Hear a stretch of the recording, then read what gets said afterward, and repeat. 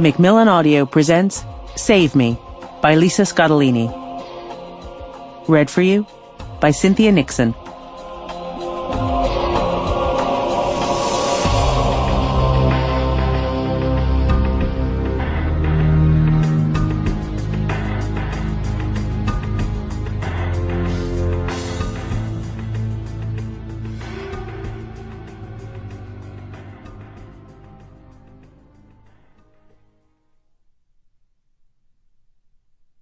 Chapter 1.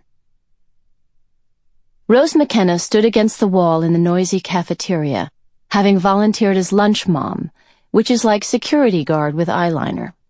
200 children were talking, thumb wrestling, or getting ready for recess because lunch period was almost over. Rose was keeping an eye on her daughter Melly, who was at the same table as the meanest girl in 3rd grade.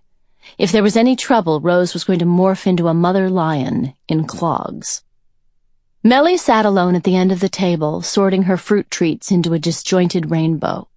She kept her head down, and her wavy, dark blonde hair fell into her face, covering the port wine birthmark on her cheek, a large round blotch like blusher gone haywire. Its medical term was nevus flammeus, an angry tangle of blood vessels under the skin, but it was Melly's own personal bullseye. It had made her a target for bullies ever since preschool, and she'd developed tricks to hide it, like keeping her face down, resting her cheek in her hand, or at nap time, lying on her left side, still as a chalk outline at a murder scene. None of the tricks worked forever. The mean girl's name was Amanda Gigot, and she sat at the opposite end of the table showing an iPod to her friends. Amanda was the prettiest girl in their class, with the requisite straight blonde hair, bright blue eyes, and perfect smile, and she dressed like a teenager in a white jersey tank, pink ruffled skirt, and gold candies sandals. Amanda wasn't what people pictured when they heard the term bully, but wolves could dress in sheep's clothing or juicy couture. Amanda was smart and verbal enough to tease at will, which earned her a fear-induced popularity found in elementary schools and fascist dictatorships. It was early October, but Amanda was already calling Melly names like Spot the Dog and barking whenever she came into the classroom, and Rose prayed it wouldn't get worse. They'd moved here over the summer to get away from the teasing in their old school, where it had gotten so bad that Melly developed stomach aches and eating problems. She'd had trouble sleeping, and she'd wake up exhausted, inventing reasons not to go to school. She tested as gifted, but her grades hovered at C's because of her absences. Rose had higher hopes here since Reesburg Elementary was in a better school district with an innovative anti-bullying curriculum.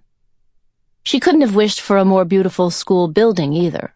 It was brand new construction, just finished last August, and the cafeteria was state-of-the-art, with modern skylights, shiny tables with blue plastic seats, and cheery blue and white tile walls.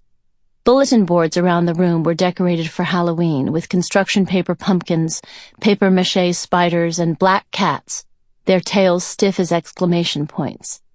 A wall clock covered with fake cobwebs read 11:20, and most of the kids were stowing their lunchboxes in the plastic bins for each homeroom and leaving through the doors to the playground on the left.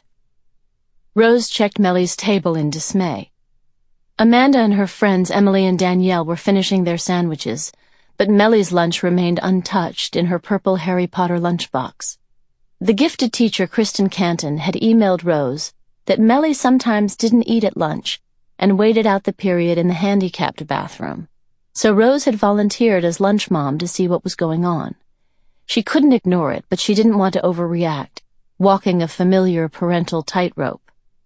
"Oh no, I spilled!" cried a little girl, whose milk carton tipped over, splashing onto the floor. "It's okay, honey." Rose went over, grabbed a paper napkin, and swabbed up the milk. "Put your tray away, then you can go out."